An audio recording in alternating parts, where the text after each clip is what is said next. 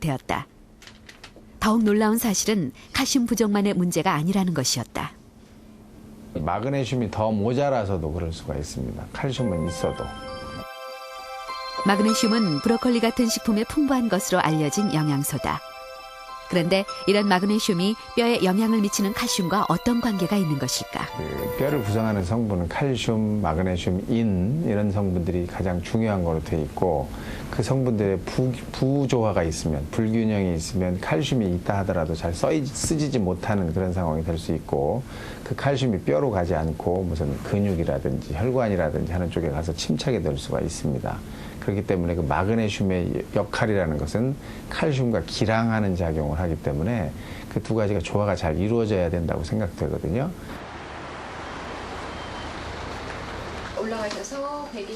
올해 55살의 노승진 씨도 3년 전 골다공증 판정을 받았다. 계단 오르내리기도 힘들 정도로 고통이 심했고 일상생활에도 불편함이 많았다. 노 씨 역시 박영란 씨와 마찬가지로 마그네슘 부족이 문제였다. 여기서 보시면 앞에서부터 칼슘, 마그네슘이 있습니다. 그래서 이제 연배가 50대고 그러시니까 오히려 이 연배에서 우리가 사실은 이제 칼슘이 물론 모자랄 수도 있지만 그렇게 많이 부족하게 드시는 것 같지는 않았고 그런 상황에서는 다른 여러 가지 이유도 물론 있을 수 있습니다만 역시 그 전해질의 그 불균형 그리고 미네랄의 불균형이 원인이 되지 않았을까 하는 측면도 충분히 고려할 수 있었습니다. 그래서 마그네슘 쪽이 좀 부족하지 않았을까. 칼슘보다 그런 거를 고려할 수 있었습니다. 노승진 씨는 마그네슘 부족 판정을 받고 처방에 따라 현재까지 13개월째 마그네슘을 꾸준히 복용해왔다.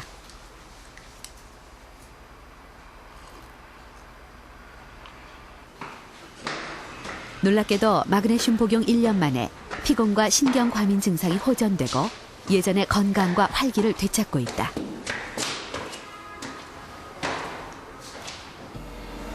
그런 쑤시고 아프고 그런 거는 조금 덜해요. 지금 현재 이제 무릎 아픈 거는 좀 많이 좋아졌으니까 지금은 이제 뭐 구두도 이렇게 신고 다니고 가끔 너무 이제 심한 경우에는 이제 저기 해도 아직 그렇게 옛날처럼 이제 옛날보다는 많이 좋아졌으니까요. 마그네슘은 엽록소가 많이 든 야채나 견과류 그리고 정제되지 않은 곡물류에 많이 들어있다. 우리 몸의 중심을 잡아주는 뼈. 건강한 뼈를 위해 칼슘을 제대로 섭취하기 위해서는 비타민 D와 다른 미네랄의 영양 균형을 고려해야 한다.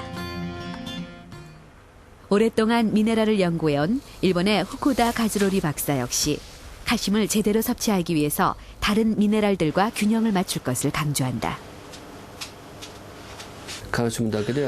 뼈의 건강을 위해선 칼슘뿐만 아니라 마그네슘이나 인 등 다양한 미네랄이 필요합니다. 칼슘 하나만 충분하다고 해서 튼튼한 뼈가 만들어지는 것이 아닙니다.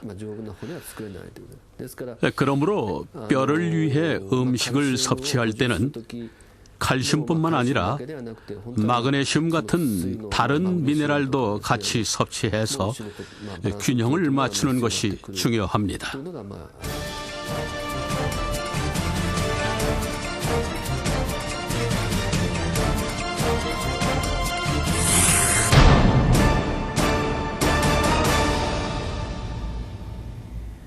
미국의 유명한 토크쇼 진행자 오프라 윈프리입니다.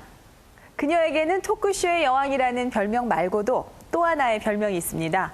바로 요요의 여왕인데요. 이 다이어트로 심한 요요 현상을 여러 번 겪은 뒤에 붙여진 별명이죠. 오프라 윈프리는 155cm의 키에 90kg의 몸무게였는데요. 지난 1988년 다이어트로 30kg 이상을 감량했지만 3년 뒤에 원래 몸무게로 다시 살이 쪘습니다. 하지만 1년 뒤에 그녀는 다시 58kg으로 감량해서 화제가 되기도 했는데요. 그 이후에도 그녀는 무려 40kg을 줄였다 늘렸다 반복했습니다. 이러한 요요 현상은 체중을 급격히 뺄 경우에 더 많이 발생하는데요. 이 요요 현상에 대한 부담감으로 체중이 조금만 늘어도 민감하게 받아들이는 이른바 체중 공포증에 시달리는 비만인들이 많습니다. 그래서 살이 다시 찔 경우 무리한 다이어트나 운동을 하는 경우가 많은데요. 이 건강을 위한 운동, 지나치면 오히려 독이 될 수 있습니다.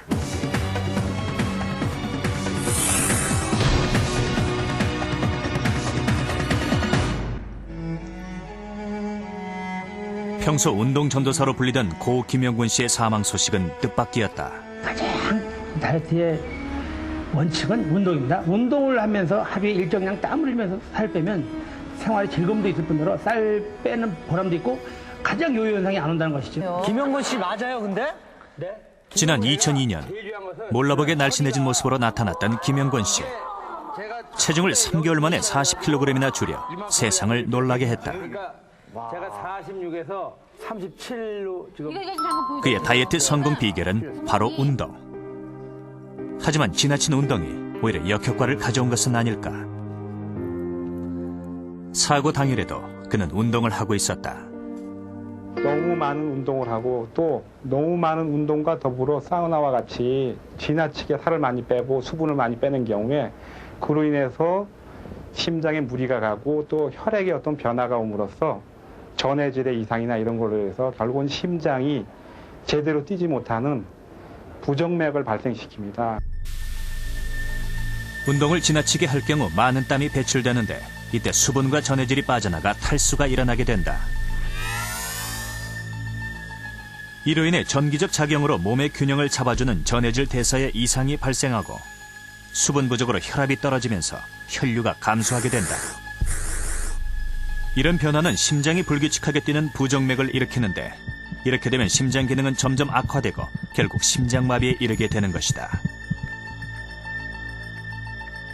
평소에는 아무런 증상이 없지만 일시적으로 혈압을 떨구거나 높게 하거나 또는 혈액에서 어떤 점도 혈액이 끈끈해지거나 또는 우리 몸속에 소금기라 해서 전해질이 있습니다. 그것에 어떤 변화가 많이 올 수 있기 때문에 상당히 그런 면에서 병이 있거나 또는 병들기 쉬운 여러 가지 위험 요소가 있는 경우에 지나친 운동의 경우는 상당히 위험한 그런 조건으로 돼서 부정맥도 초래할 수 있고 부정맥 이외에도 여러 가지 아주 갑자기 쓰러져서 의식을 나중에 차리긴 하지만 여러 가지 심혈관 질환을 발생시킬 수 있습니다. 좀 무리했나 봐요. 예. 10년 전 어느 날 갑자기 극심한 가슴 통증을 호소하며 병원을 찾은 뒤 심장 수술을 받은 김영철 씨. 심근경색이 원인이었다. 살을 빼기 위한 지나친 운동이 문제가 된 것이다. 생명을 잃지 않았을까 해서 지방도 운동으로 태울 수 있다고 생각했고 콜레스테롤도 낮출 수 있다고 생각했고 그러다 보니까 운동을 많이 했죠. 그것이 그렇게 역으로 이렇게 나쁜 결과를 만들어낼지는 몰랐습니다.